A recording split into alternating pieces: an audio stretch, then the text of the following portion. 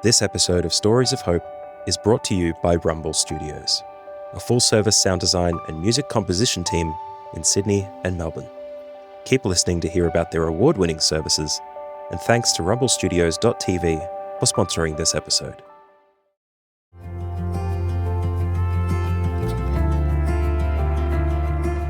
In times of trauma and adversity, we must create space for connection by sharing a story of hope.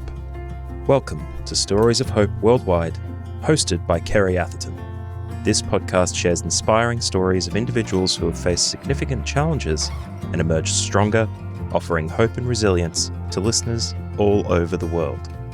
Join Kerry, the founder of Stories of Hope, every week to hear these remarkable journeys and find strength to overcome your adversity. Now, let's listen in to this week's conversation.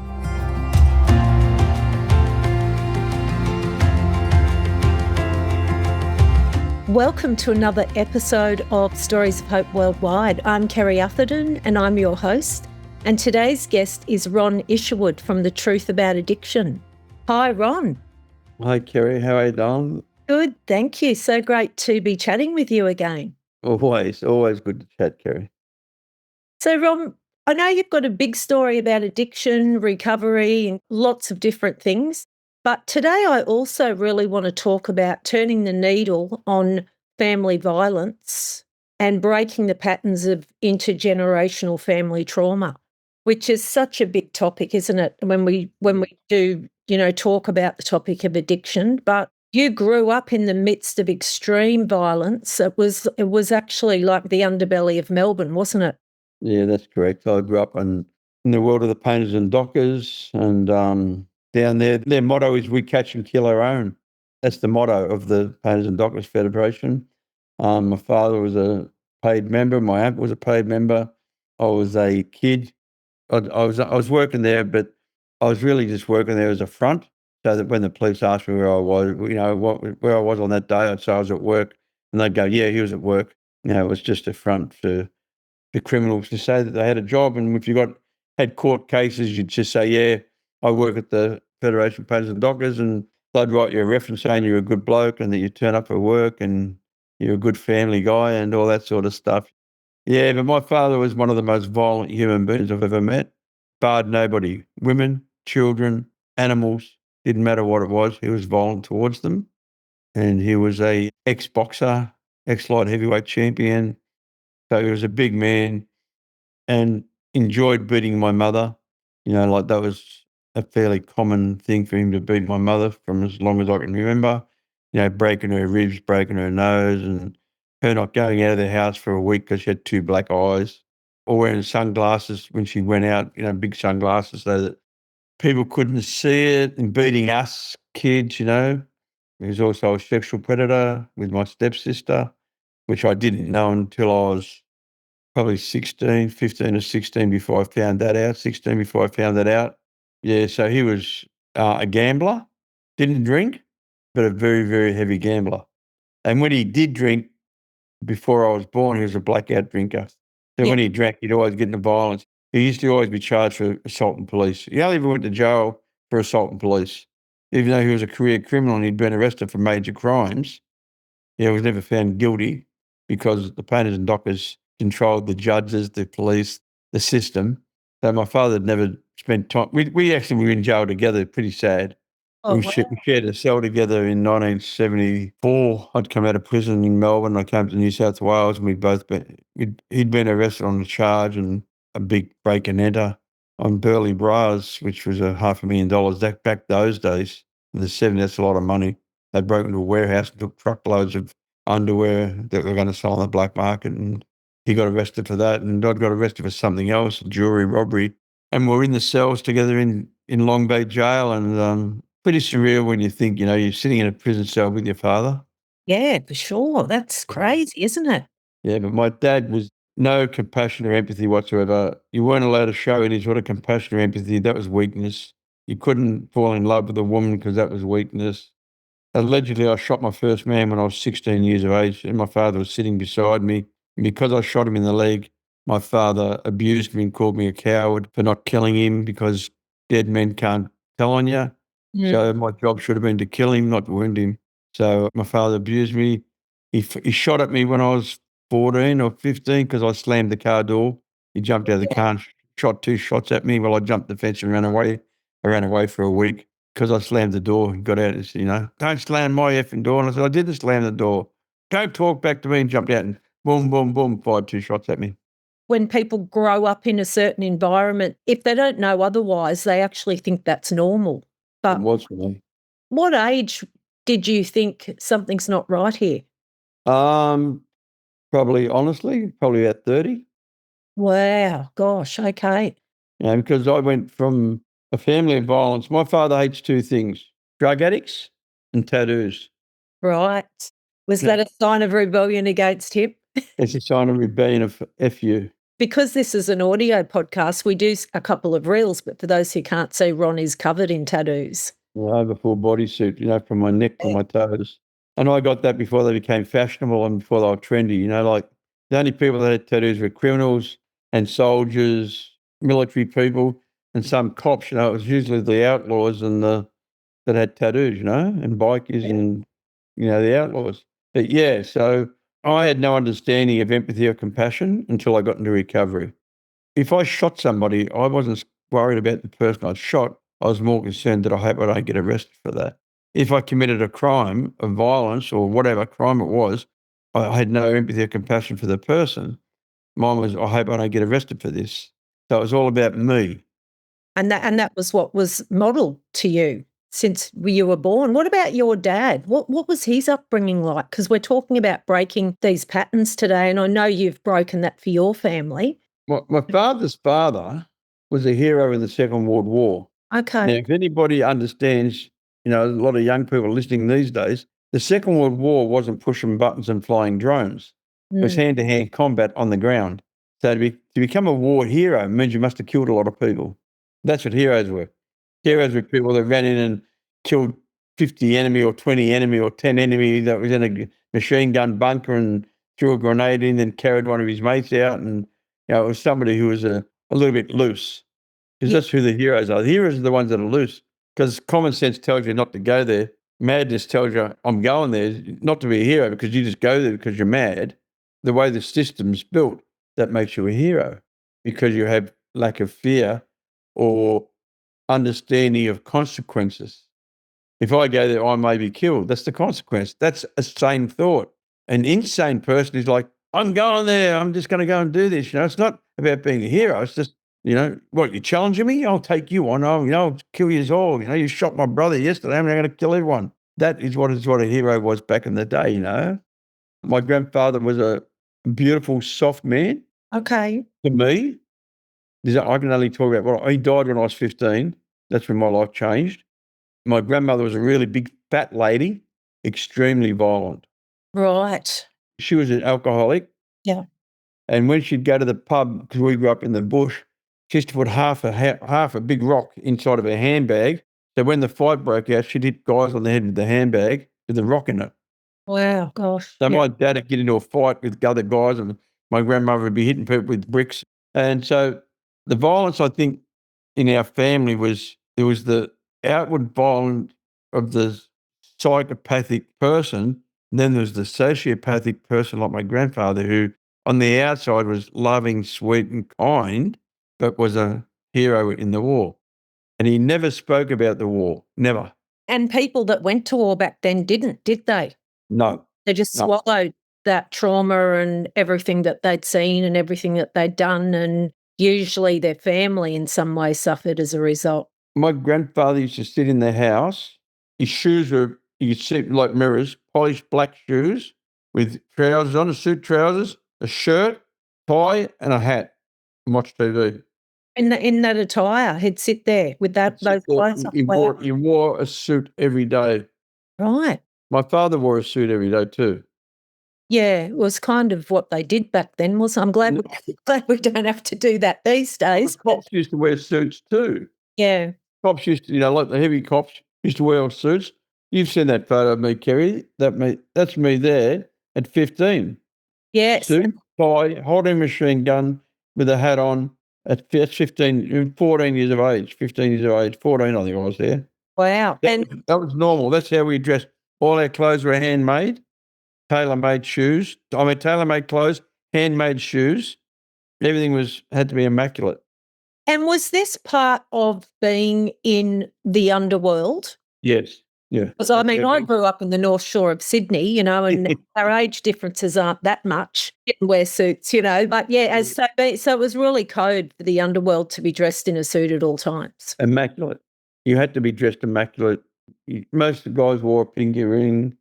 Their clothes were always immaculate.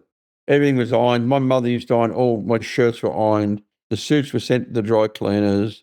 If it was windy, they had to be in Melbourne. They wore the big trench coats. You could also hide the shotgun under the trench coat or what other weapon, whatever. See, and wearing a suit, I was wearing a shoulder holster, 15 years of age, 14 years of age, I was wearing a shoulder holster with a gun. Wow. And so seeing that photo, and I know your story because you've shared at Stories of Hope before, and I've read your book, which was amazing and so well done by our great friend John Kellick as well. Yep. Give him a little bit of a plug in there. Tell us about your first arrest, because it was for attempted murder of 4 men, wasn't it? That wasn't my first major arrest as a young boy. I was just turned 17, and I was charged with attempted murder on 5 counts. Wow. 2 of them on police, 1 was on night watchman, and 2 are on gangsters. And this is not a justification, but it's the truth.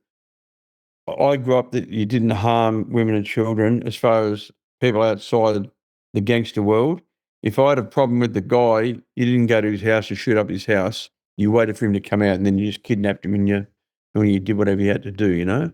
But the world's changed these days. They shoot up houses. They kill people in front of their children. And there was a code that, even though it's a lie, it's not real, but there was a code where families weren't involved in the crime. And then they broke that code. The gangsters that were trying to kill us in 1972, when I got really involved in the Painters and Dockers War. I just got out of prison on the 5 attempted murders. I got bail, and I came home, and there was You got bail? Yeah, I got bail because it was such a long court case. It was going to get drawn out. Plus, I was also 17. I was in Pentridge, and by law, I shouldn't have been in Pentridge. That's right. I was still a juvenile, and they put me into Pentridge, and we ended up, because of course we had the best lawyers, the best barristers. We had a guy called Frank Galbelli QC, and Jack Lazarus QC. So, we had all the best legal teams, and they ended up by getting me bail after about 8 or 10 months being on remand. And I came home and to my mum and dad's home, and there was 3 men there. One's name was Billy Longley. They call him the Texan. He'd been found he'd murdered his wife, shot his wife in the head and killed her. A guy called James Baisley. He was the guy that killed the politician from Donald Mackay. Yeah, Griffith, I remember the him. marijuana one over Trimboli. Oh, yeah. And there was another guy there who I don't talk about because I really like him, and his name's never been mentioned. They were the guys I came home to. They were in the middle of this war with the Painters and Dockers with the other side, and so I came straight out of prison, hooked up with my father and these 3 men, and they were all staying at my house, at my dad's house. And one day we walked outside we used to do boundary checks and make sure the house was safe. And the other side drove past and fired shots at us while we were there. Oh, And that broke the code. That was at the front of my mother's house. And and so it sort of, everything started to spiral after that. It really got to a point where violence was it was the norm. were you scared for your life, Ron, at that young age? No, You had no fear? I didn't care if I lived or died. I hadn't taken a drug at that stage of my life either. And why didn't you care if you died? It was just part of where I grew up. That's what you did. Yeah, okay. It was just it, but I didn't believe I was going to die. I thought I was invincible. Yeah. I really believed that, I still do. Like I've had 2 heart attacks, I've had cancer, and I've beat that, I had 2 heart attacks, got through all those, spent, 15 to 16 years in prison with serial killers, and most of them ended up by becoming friends with me, and they liked hanging out with me. Most of the most notorious prisoners in Australia I know personally, not as friends, but in prison I survived. I actually thrived in prison because I understood prison. I couldn't survive on the street. That's why I took drugs. See, in prison, it's dog eat dog. I understand that world. Yeah, true. That's what you've On got the to street, say. you've got to be responsible. You've got to be productive. You've got to be honest. You've got to be loyal. You've got to have integrity. You've got to be reliable. You've got to be consistent. All these demands that I had no idea of these. The code is very different when you're no longer living in that world of violence that you're in and you've got to come out and do the right thing. There's a very different code. Most people that come out of addiction or whatever addiction it is and they go into recovery, they go back to their old life. My old life was crime. Yeah. So I got clean, but I continued to have one foot in the door of crime. I wasn't a street level drug dealer or things like that, but I knew all the top smugglers and the big criminals, and I knew who was doing what. They're in the criminal world. It's a little bit like the recovery world or the world that we live in today with social media. We all know each other. Yeah. Like we know Danny Shannon, we know John Kelly, we knew Russell Manson, we knew, we all know each other, we all, the Clint Brett, Yeah. and we all know each other. It's the same in the gangster world. We all know each other. If a different drug would come into the country and I knew who'd brought it in. Because it's hash, it's Victor's. Yeah. It's coke, that's so-and-so's. It's heroin, that's so-and-so's. And you'd know by the brand who brought it in. So I stayed one foot in the criminal world, even though I went into the legal world and I made companies and everything else. How long had you done in jail by this stage, Ron, when you're talking about this now? About 9 years, 8 or 9 years. I've done about eight years, I think, something like that. And had you started taking drugs by this stage? Yeah, I started taking drugs in 1974 when I got out of jail. And I got introduced to drugs. I had my first injection in jail. Oh, right. Of a drug called Largactil, which the jail had put me on the Largactil because they said I was a schizophrenic psychopath, misdiagnosis. What's a schizophrenic? Somebody who has more than one personality. What's an alcoholic or a drug addict? Somebody whose personality changes once they put a chemical in their body. Yeah, that's so true. We know that, don't we? What's a psychopath? Someone without a conscience. What's an alcoholic or a drug addict once they put a chemical in their body? Totally self-centered. So they didn't understand addiction back in the 70s. I didn't know what addiction was, Kerry. Yeah. I had no idea. I had no idea of what addiction was. None.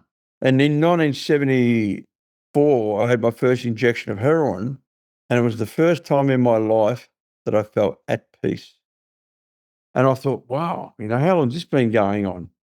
I was a criminal at that stage. I wasn't a drug dealer. So I realised that the smart thinking way I thought about it was, this is expensive to shoot heroin. It wasn't really. It was $30 a cap those days. You'd get 3 shots out of a cap.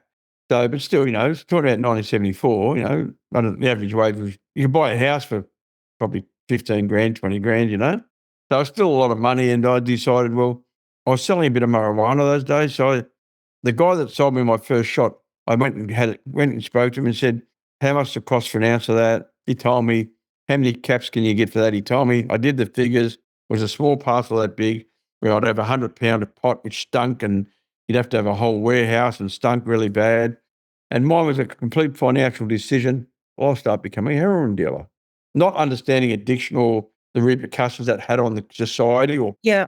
And I've heard that from a few dealers that I've interviewed. A Colombian cartel drug boss said he didn't realise that he was actually playing with people's lives.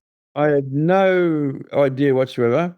So when I started using drugs, I had a dealer that sold for me. He was selling on the street. I was buying it in bulk, blah, blah, blah. Knew the guys that were smuggling, so I could buy it wholesale. It was a financial thing. And while I was doing it, I'm starting to do this, starting to inject. And say 6 months down the line, one morning I got up because I'd wake up. I couldn't hit myself up. I couldn't shoot up myself. And this guy used to come to my house every morning and shoot me up, my dealer, the guy that worked for me. And this day he hadn't got there till late, and I started vomiting and started going through withdrawals. I had a habit, physical habit. And I thought I had food poisoning. And he turned up, and my girlfriend said, oh, Ronnie's really sick. We went out last night. He must have got food poisoning. He's been vomiting. He's shaking. He's sweating. He's terrible. And he laughed. He goes, no, he's just got a habit. He mixed up a shot and he gave me a shot. And I still remember it today like it was yesterday. I thought, I'll never run out of drugs again. Running out of drugs is terrible. Yeah, so you made that in a vow right there and then. How old were you then, Ron? 19. 19. Wow. 19, yeah. Right. I didn't like alcohol because when I drank alcohol, I blacked out. Yeah. from the very beginning. From the first time I drank alcohol to the last time I drank alcohol, I'm a blackout drinker. And they're not good, those blackouts. I've had a few. Feeling where you've lost that time and you've been up and operating, but you have no recollection, you can never put those pieces back together again is just next level. I was talking to an alcoholic a couple of days ago, and she's just come out of detox.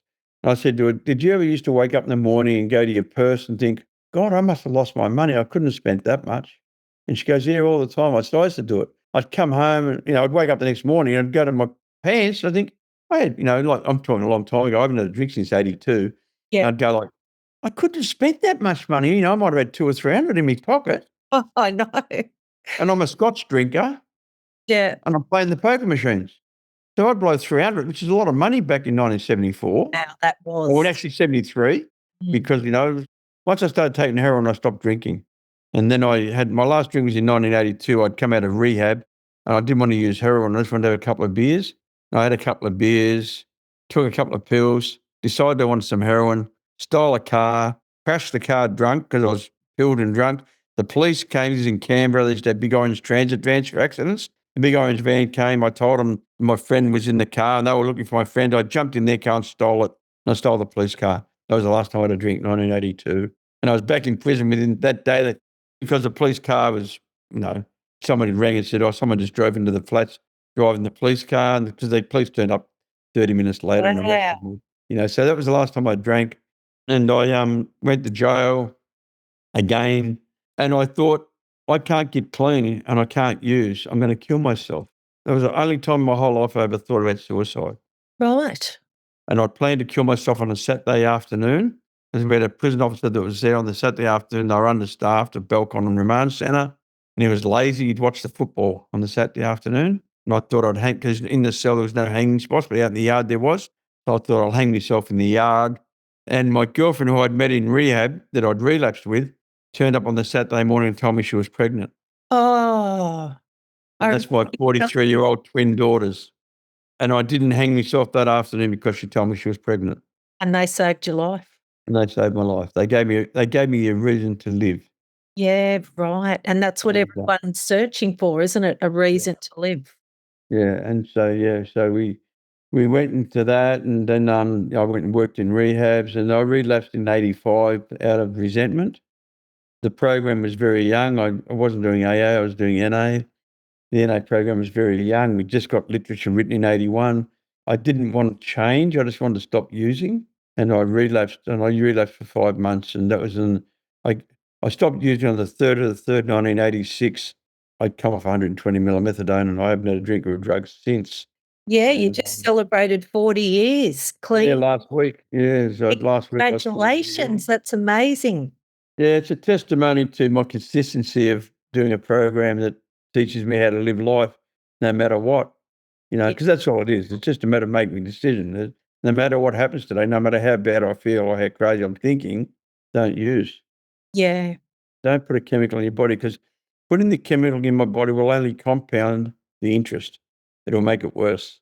Still have to come back and face up to whatever I'm going to use over, plus the damage I've caused in my drinking or drugging. That's what I know. Rumble Studios is a full-service sound design and music composition team in Australia, run by a team of talented and passionate sound designers, composers, and producers. Rumble Studios specialise in creating unique and engaging soundscapes across a range of mediums, including voice recording, bespoke music composition, sound design, and sonic branding. With over 20 production awards to their name and fully functional studios in Sydney and Melbourne, they're ready to help you with your branding project. They work with big brands like Telstra, Toyota, and Uber Eats, and even award-winning TV and film projects like Jackrabbit and Videoland. And if you wait until the end of this episode, you'll hear their latest collaboration with Stories of Hope, Losing Sound, about the manipulative sonic practices of poker machines and the impact on gambling addiction. Rumble Studios is a big supporter of Stories of Hope, so head to rumblestudios.tv to find out more about how they can help you with your audio project. That's rumblestudios.tv, and thanks to Rumble Studios for their sponsorship of this episode. I know that since you got clean and sober too, the journey's been still tumultuous back in the day, and there was Yeah. more to come, wasn't there, Ron? Yeah, I was 16 years clean and sober and, or 15 years clean and sober. I had a mate come to me, an You old married at friend. this stage? Yeah, I was married. I was married to an American girl. We'd had a small child who was 4 years of age. You had I had the an old twins as well? The twins as well. How old Yeah, were the twins by that stage, they were 20.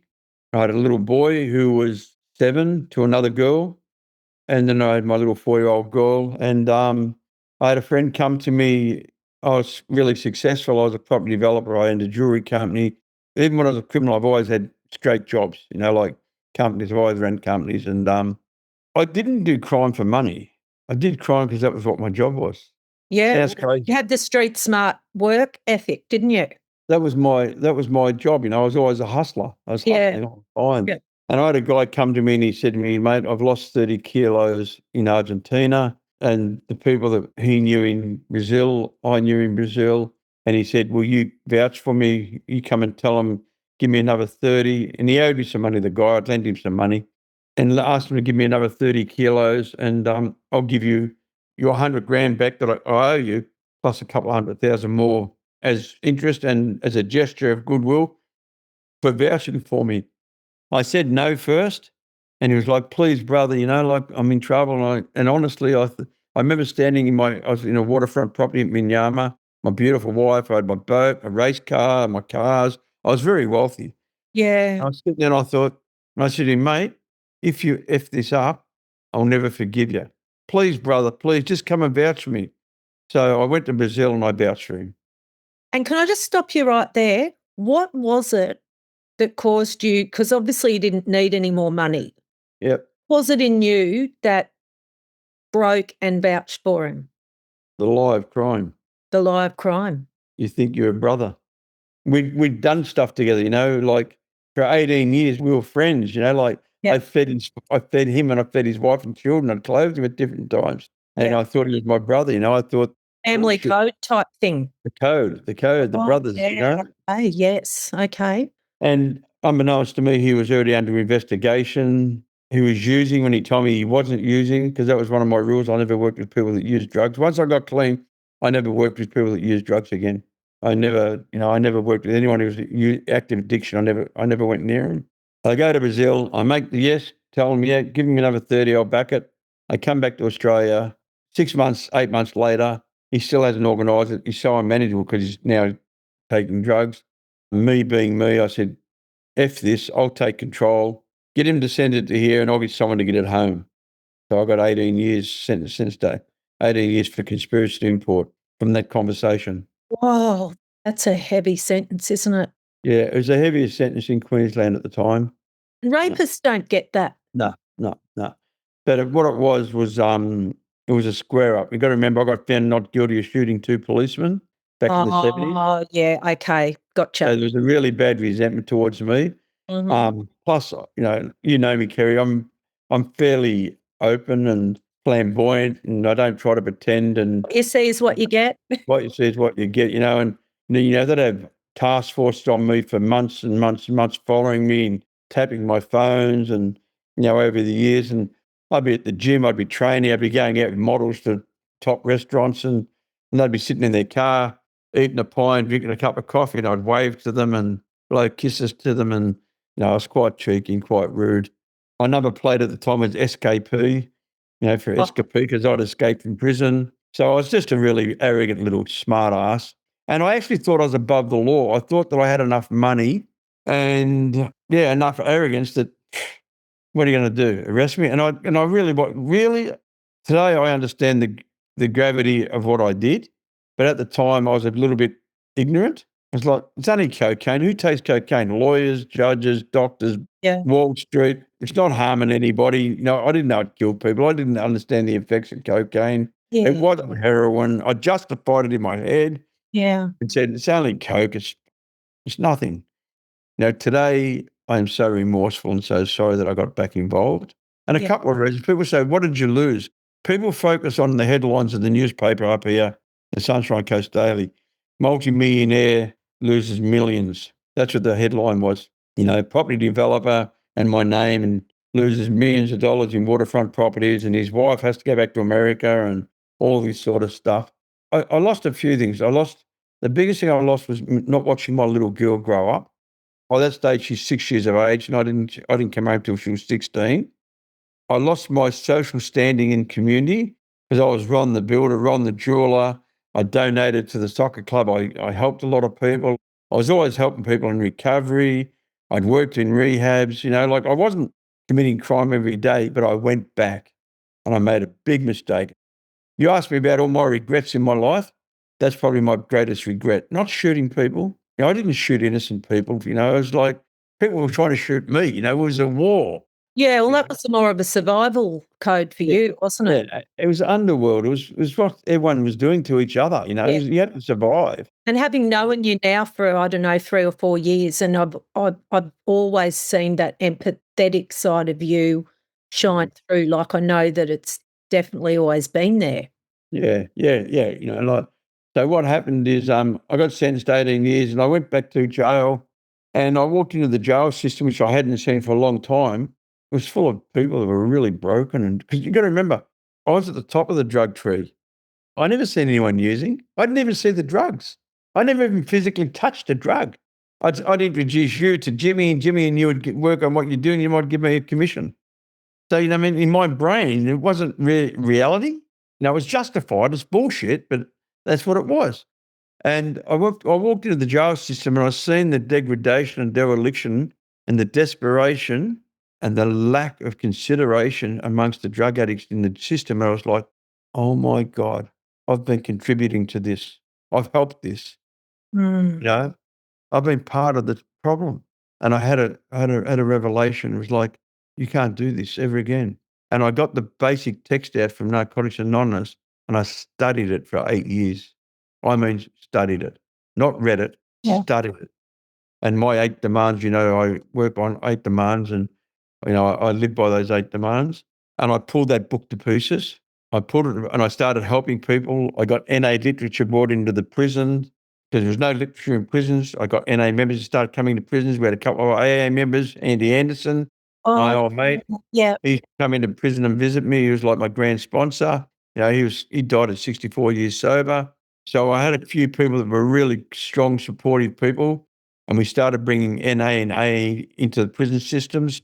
By around about year 4 or 5 in prison, I was sent to another prison. It was a private prison called Barellan, and I started a rehab. The general manager of the prison came to me and said, I hear all this good stuff about you. He said, you got a nickname, the Pied Piper of recovery. He said, wherever you go, people get clean. Oh. He said, do you think we could do it in here? He said, I believe in rehabilitation. He said, I don't believe in punishment. And we got together and he gave me a whole unit. It was a 28-man unit. It was called C12 at Barellan Correctional Centre. And we started a drug and alcohol rehabilitation centre in prison. That must have meant a lot to you, Ron, when he came to you and said that. Yeah, I've actually got on my Truth About Addiction website, there's a letter from him reference. Oh, wow. From the governor of a prison saying that if his life was in danger of drug addiction, his life would be safe in my hands. Oh, gosh. It's a pretty big reference coming from a governor of a prison. It is, but it also means that despite what you'd done, somebody believed in you to be the catalyst for change. And a lot of people today clean because of that unit. And it broke a lot of recidivism. It broke a lot of the reoffending.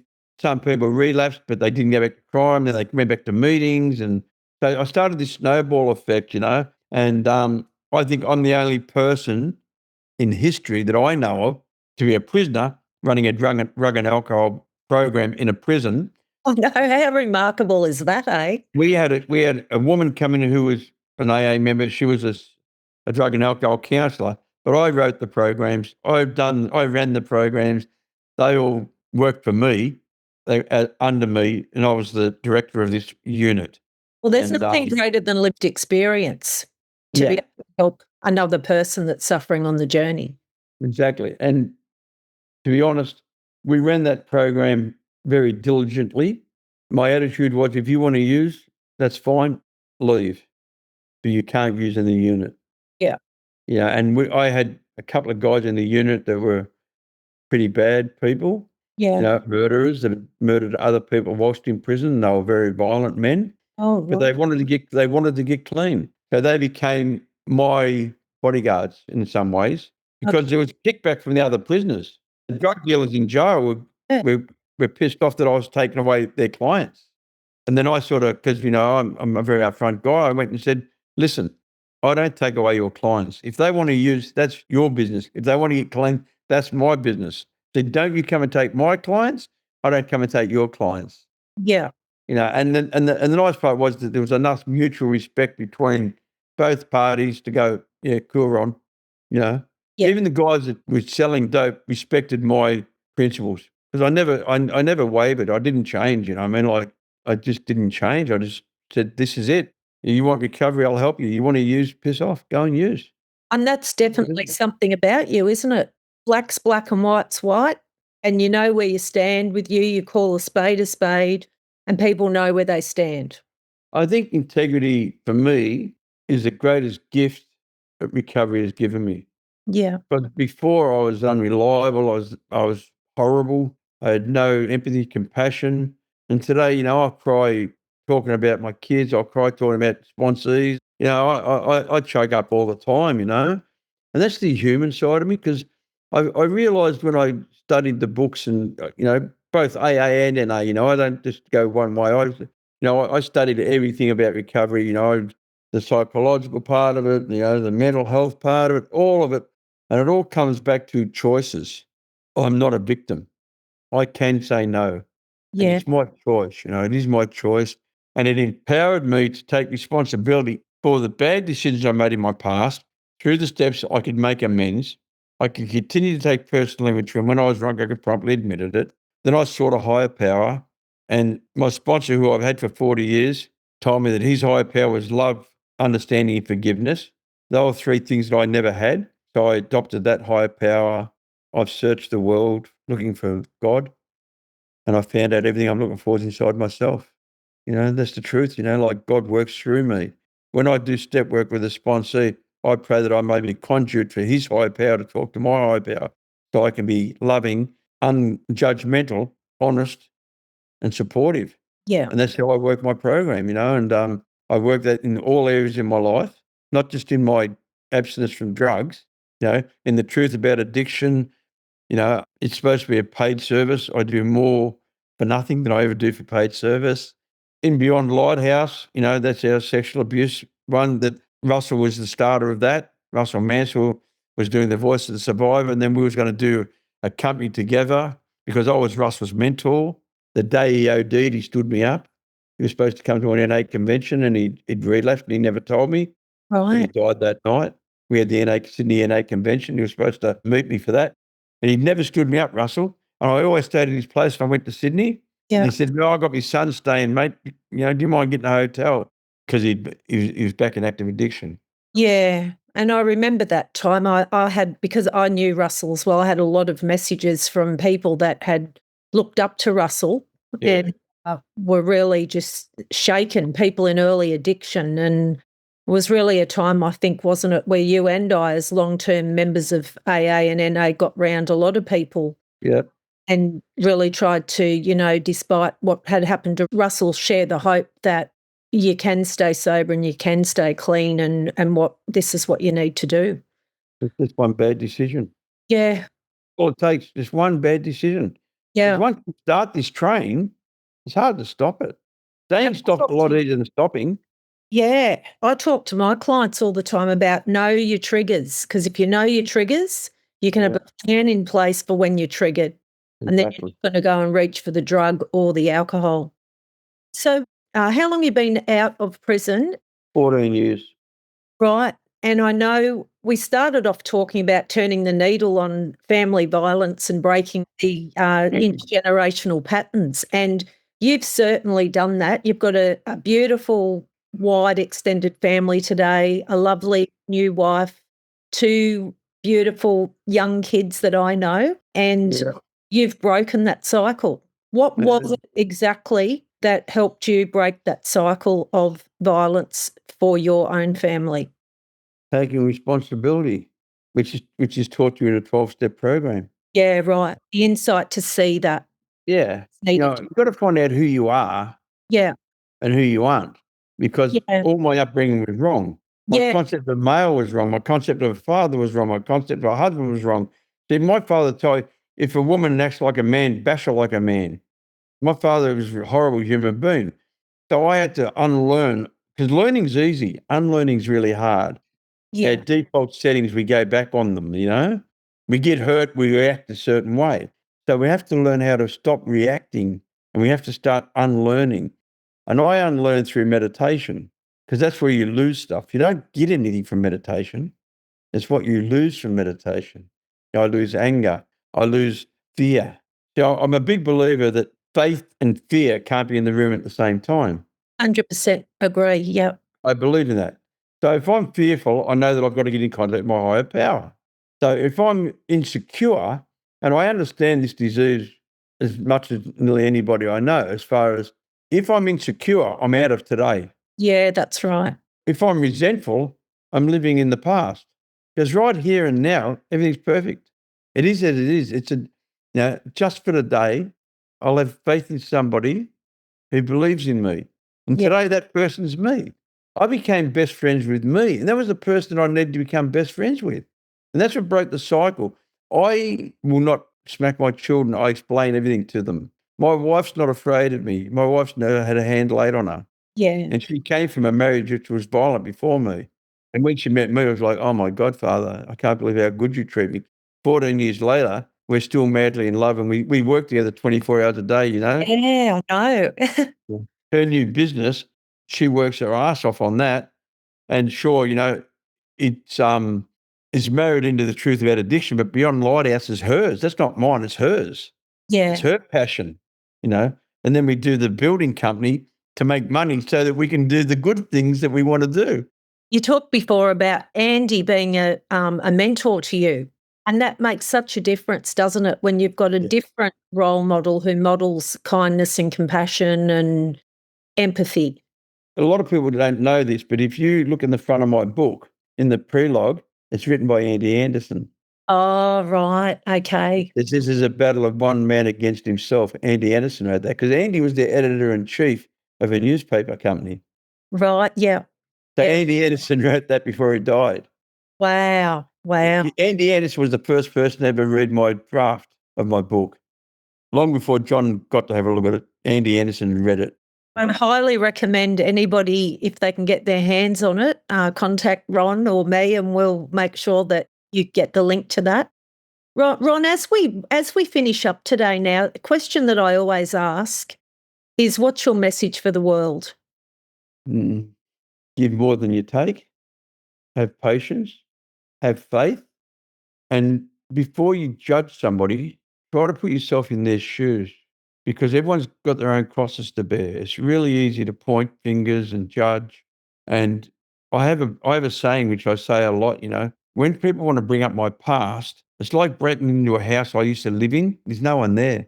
Yeah. I don't live there anymore. I don't live in that house, you know what I mean?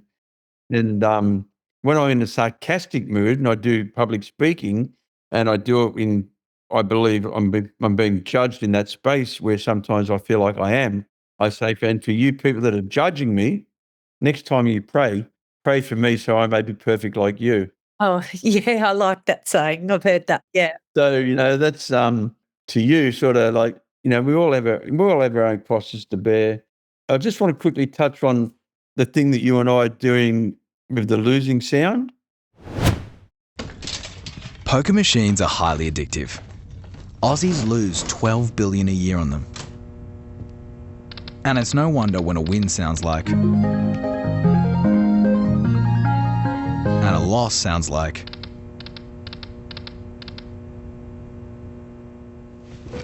Did you know that there's no losing sounds in a poker machine? No. Interesting. I haven't really noticed, no. I don't know. I haven't actually noticed. Introducing the losing sound, a project to make pokies less addictive. So we created a losing sound, and we based it on psychology. Studies show that a descending minor key heightens unease in people. Then we programmed it into this machine, making it the first poker machine ever with a losing sound.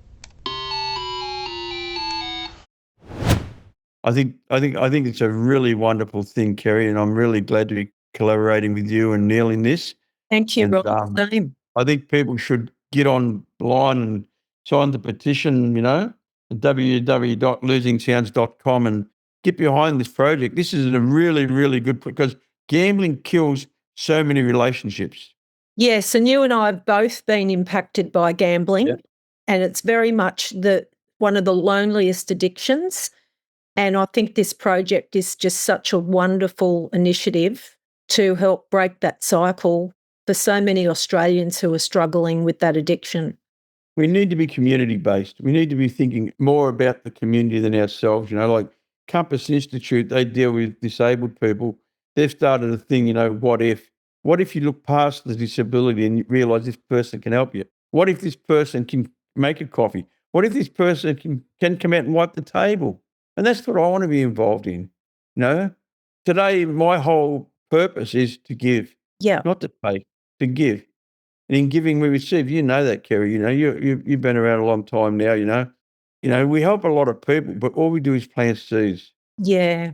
We're not responsible for people's recovery. We're responsible for planting the seeds. We're responsible for our recovery, so we can shine the light and say, look, we changed. We got through it.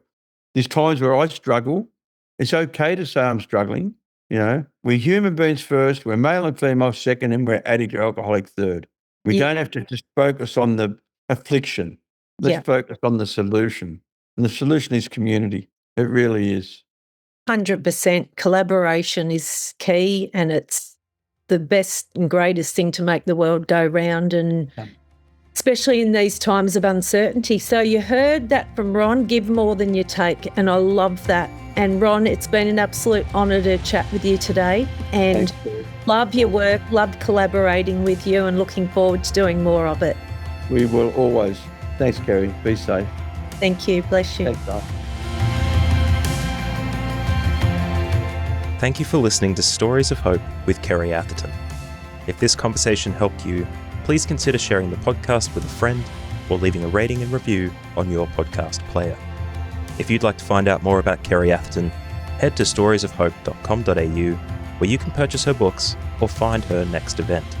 Check the show notes for links and information about our guest in this episode, and remember, you don't have to walk your path alone.